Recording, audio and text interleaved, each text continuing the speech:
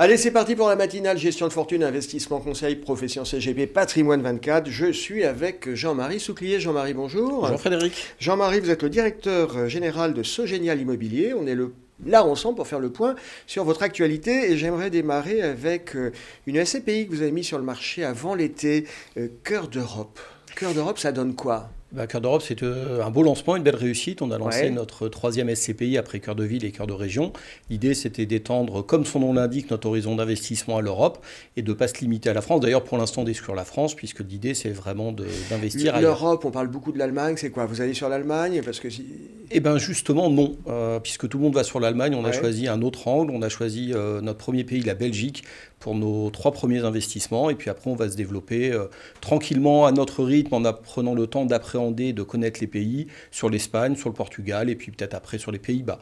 Mais on va y aller doucement et sûrement. L'accueil des partenaires ? Eh bien, écoutez, plutôt un bon accueil. On a mis une quinzaine de jours à faire le capital fondateur d'1 million d'euros. Et puis après, on a enchaîné sur le mois de juillet, début du mois d'août, pour la collecte de près de 8 millions d'euros pour notre premier investissement. Donc oui, on est très content. Elle fait aujourd'hui 8,5 millions de capitalisation, de collecte.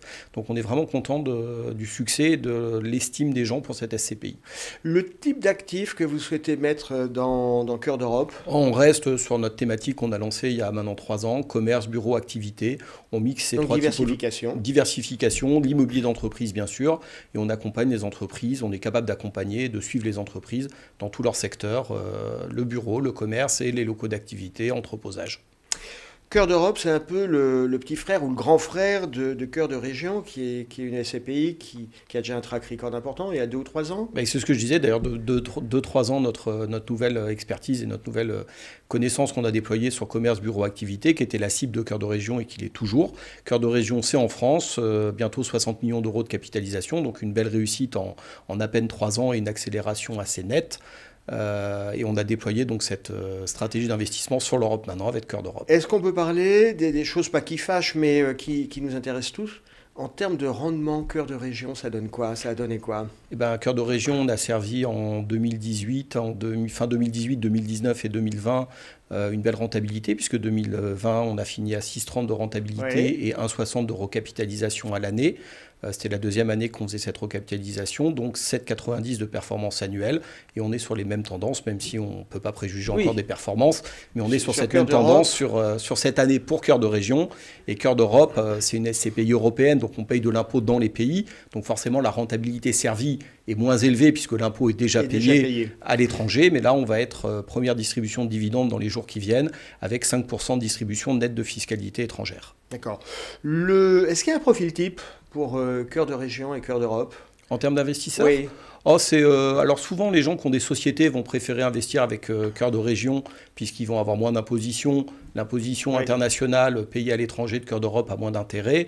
Après, c'est en effet les personnes qui payent plus d'impôts vont être peut-être plus intéressées par une SCPI européenne, puisqu'ils n'ont pas l'impact fiscal en France. D'accord. Et puis, je ne pense pas trahir un secret, Jean-Marie, en disant qu'actuellement, vous avez 2 futurs fonds qui sont en cours d'agrément à l'AMF. Alors, on travaille beaucoup avec l'AMF. On en parle, mais disquement, parce que on travaille beaucoup avec l'AMF et on n'aime pas dévoiler les choses et ils n'aiment pas avant que ce soit fait. Néanmoins, on a 2 fonds assez innovants qui vont sortir, un sur le capital naturel, qui va être un fonds assez intéressant pour préserver et développer le capital naturel. On en parlera dans quelques semaines, mois. Et puis un second qui sera plutôt un fonds obligataire avec des sous-jacents immobiliers un peu typés crowdfunding. Voilà, on essaye d'être assez innovant sur ces 2 fonds. On va peut-être marquer un peu le secteur. Un fonds obligataire orienté crowdfunding, c'est assez novateur, ça ? C'est ce qu'on essaye de faire. On a quelques idées assez nouvelles, des choses qui ne se sont pas encore faites. Donc je pense qu'on en reparlera très bientôt. D'accord. Allez, sans trahir de secret, on ne va pas vous demander les noms ou d'aller au-delà du capital naturel, comme vous dites. Quel horizon pour ces 2 fonds ? Sous réserve que l'AMF mette le petit tampon, etc. On va être sur un horizon entre quelques semaines et donc fin d'année, tout début d'année prochaine. D'accord. C'est dans les 2-3 mois que ça va se dénouer. C'est très clair. Jean-Marie, merci d'avoir été avec nous. Merci Frédéric. À bientôt. À bientôt.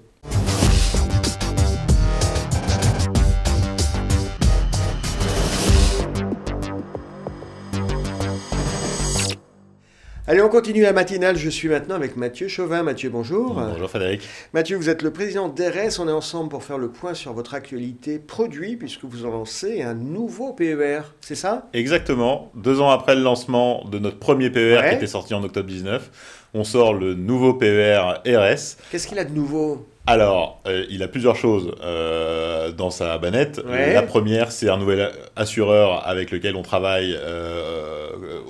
Originellement, on travaillait avec Swiss Life, Assurance et Patrimoine.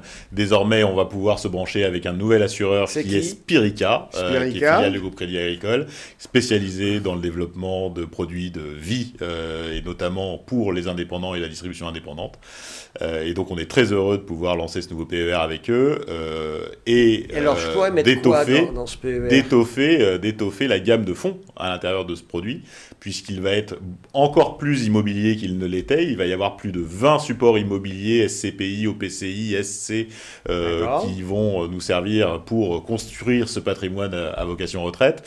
Et tout nouveau, une gamme de fonds de private equity qui vont nous permettre d'investir dans l'économie réelle, dans l'économie productive, et donc on est très content de pouvoir le faire. Private equity, c'est le sujet un peu à la mode. J'ai l'impression que les investisseurs sont très friands du private equity. Alors, en tout cas, quand il s'agit de se constituer de l'épargne de long terme, c'est un produit qui est parfaitement adapté, puisque justement, on a ces horizons de temps d'investissement longs qui sont parfaitement adaptés. Et oui, les rendements qui sont procurés par ces supports de private equity sont significativement meilleurs aujourd'hui que ce que peuvent produire des gestions traditionnelles sur les marchés cotés, même si le risque qu'il y a à mettre en face est forcément aussi corrélé. Donc, il faut bien sûr choisir et être sélectif dans les produits de private equity. Voilà, on le rappelle, le private equity, le non-coté, se conçoit avec un horizon d'investissement un petit peu long. On n'est pas là pour faire des coups. On n'est pas là pour faire des coups, même si, bien sûr, comme on est l'avantage d'avoir des fonds de private equity dans un produit dit d'assurance vie ou de plan d'épargne retraite, c'est que la liquidité du produit est portée par la compagnie d'assurance, et donc vous avez moins de difficultés en cas de nécessité de rachat pour obtenir la liquidité du produit. Puis une autre actualité, Mathieu, c'est que ERES a franchi le cap des 5 milliards d'euros d'encours en gestion. Oui, 5 milliards. Félicitations, parce que là, vous commencez à être sur les radars. Alors, ça fait de nous une société de gestion qui compte, une des 50 premières sociétés de gestion qui comptent en France, et avec un marqueur assez fort chez RS qui est d'être un multigérant, donc un allocataire. Et donc, on travaille aujourd'hui avec 110 fonds gérés par les équipes d'RS Gestion et qui sélectionnent près de 300 fonds et qui supervisent près de 300 fonds qu'on référence dans nos gestions. Donc, c'est un formidable outil pour nous et pour nos partenaires pour ouvrir les architectures de services et de produits et servir la performance des clients à la fin. Ces 5 milliards, ça se répartit comment? Ça serait donner les grandes masses? Oui, alors historiquement, RS s'est construit sur le métier de l'épargne salariale, donc ça reste 4 milliards dans nos encours constitués, mais l'épargne retraite progresse très très vite dans cela, et c'est 1 milliard d'épargne retraite, 4 milliards d'épargne salariale dans cette ventilation sur ces 5 milliards d'encours. Dernière question, Mathieu, on est bientôt à la fin de l'année.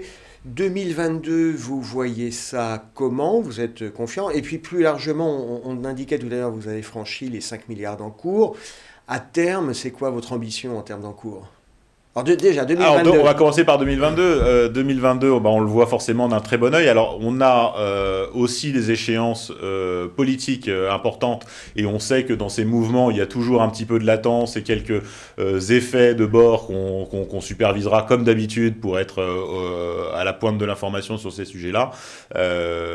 Donc, on regardera comment ça évolue, notamment sur le sujet de la réforme des retraites qui pourrait revenir dans les débats politiques. Et nous, bien sûr, on y est favorable puisque c'est une façon de remettre le projecteur sur la retraite par capitalisation, et on pense que ça a une vraie vertu aujourd'hui pour la société française que de compléter les régimes de répartition par la capitalisation. Je crois que tout le monde est convaincu. Je pense que tout le monde l'est, mais il faut le redire et continuer de leur dire que c'est une attente de beaucoup de gens, et malgré d'autres discours qu'on peut entendre par ailleurs.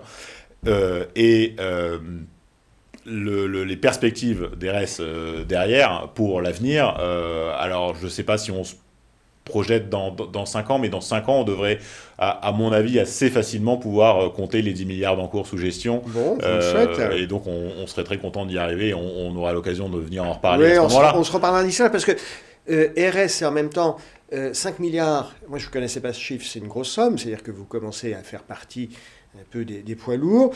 Et en même temps, vous êtes d'un côté sur un marché un peu de mass market, et en même temps, vous êtes un artisan.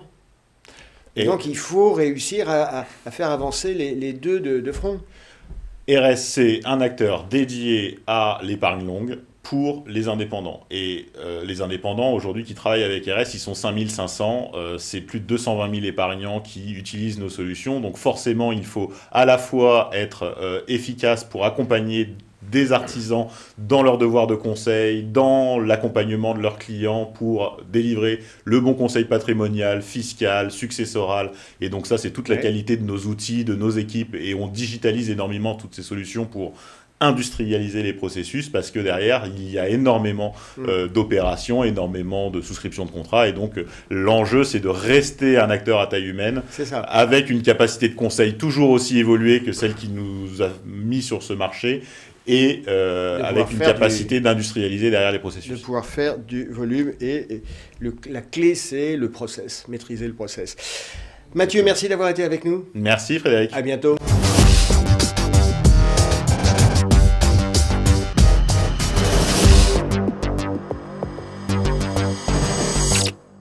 Allez, on continue la matinale. Je suis maintenant avec Arnaud Lanoënan. Arnaud, bonjour. Bonjour. Arnaud, vous êtes le directeur général d'Ingepar. On va parler défiscalisation Girardin. Avant, est-ce que vous pouvez nous rappeler Ingepar? C'est dans le groupe BRED, c'est ça? Exactement. Nous sommes une filiale de BRED Banque Populaire, qui est elle-même une banque régionale du groupe BPCE, Banque Populaire Caisse d'Épargne. D'accord. Vous faites du Girardin, donc de la défiscalisation. Allez, une question un peu rentre-dedans. Le Girardin, sur la place de Paris, il y a plusieurs opérateurs. Qu'est-ce que vous apportez de différent? Ce que nous apportons de différent, c'est notre positionnement qualité. Déjà, dans la manière dont nous sélectionnons les opérations que nous allons être amenés à proposer au réseau de conseillers par ailleurs. Nous sommes dans un groupe bancaire, et les banques locales sont les premières à nous apporter nos opérations et à avoir une appréciation sur le risque sous-jacent des projets économiques dont il est question. Ce que vous voulez me dire, c'est que les opérations, souvent, vous sont pas que, mais entre autres apportées par vos collègues du réseau bancaire. Exactement.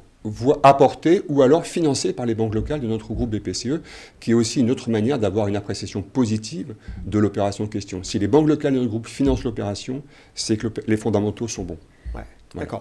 C'est pour vous sécurisant. Absolument. Bon. Vous êtes un des spécialistes de l'outre-mer. Il y a un élément d'actualité, c'est le prochain référendum d'autodétermination en Nouvelle-Calédonie. C'est un facteur de risque pour les investisseurs. Moi, je suis investisseur, le Girardin me tente. Je me dis, est-ce que je vais aller en Nouvelle-Calédonie? Et puis, sur les opérations que j'ai pu déjà faire, c'est un peu inquiétant, non? Alors, peut-être un bref rappel historique, effectivement. Donc, nous avons les accords de Matignon et de Nouméa qui prévoient la tenue de 3 référendums d'autodétermination. Avec la question clé, souhaitez-vous que la Nouvelle-Calédonie accède à la souveraineté et devienne indépendante? Par 2 fois, le corps électoral a répondu par la négative, en 2018 et en 2020. La question va être posée une dernière fois en décembre de cette année. Pour les opérations que les investisseurs auraient pu faire sur cette zone dans le passé, évidemment, aucun risque de reprise ou de requalification. Il serait totalement inconcevable que l'État sanctionne les investisseurs qui auraient pris des opérations de défiscalisation par le fait d'une décision politique au plan local. Donc aucun risque d'inquiétude sur les opérations passées et même sur la distribution des opérations en 2021. La question se pose de la même manière. L'avenir est un autre débat. On verra comment la période transitoire, éventuellement, si le oui devait l'emporter, sera définie entre les pouvoirs publics et la Nouvelle-Calédonie. On le rappelle, c'est la 3e consultation, c'est le 3e référendum. Les 2 précédents ont été négatifs, donc la population qui était invitée à se prononcer a dit on souhaite rester dans la métropole. Dans la métropole, dans la République française. Dans la République française. Vous êtes, je disais, un spécialiste un peu de l'outre-mer. Le Girardin, c'est séduisant parce qu'il y a un certain nombre d'avantages, de bénéfices fiscaux. La contrainte, on est quand même sur du moyen-long terme. Il y a quelques règles à respecter pour avoir, si je puis dire, un Girardin heureux. Oui. Si on devait retenir que 2 ou 3 règles et les principes sur lequel vous voulez attirer l'attention des investisseurs. C'est quoi? Alors, sous forme de recommandation, et d'ailleurs en m'adressant au premier aux investisseurs candidats, c'est de ne pas y aller seul. C'est d'aller accompagné d'un conseiller, d'un spécialiste, qui va notamment lui éviter les écueils classiques de ces opérations et notamment se tromper sur le montant de la réduction d'impôt sur laquelle il peut se positionner, compte tenu des règles de plafonnement des niches fiscales. Oui, on est sur une matière un petit peu technique. C'est un peu technique, ça suppose que le conseiller, premièrement, connaisse bien les textes, et puis surtout ait une bonne connaissance de la situation fiscale de son client, qui peut, lui, avoir fait d'autres opérations qui vont avoir des conséquences sur le fameux plafonnement des niches fiscales. Donc attention à ne pas souscrire au-delà des plafonds, parce que là, ce serait une perte sèche. Ouais. Et puis la connaissance quand même du produit. Alors la connaissance du produit, effectivement, bien comprendre effectivement quand on est un conseiller cette fois-ci que le sous-jacent c'est une opération, un projet économique qui présente potentiellement un risque d'écueil, de non-performance ou de sous-performance et qui va avoir la conséquence potentiellement pour l'État d'avoir à faire une reprise de l'aide à l'investissement.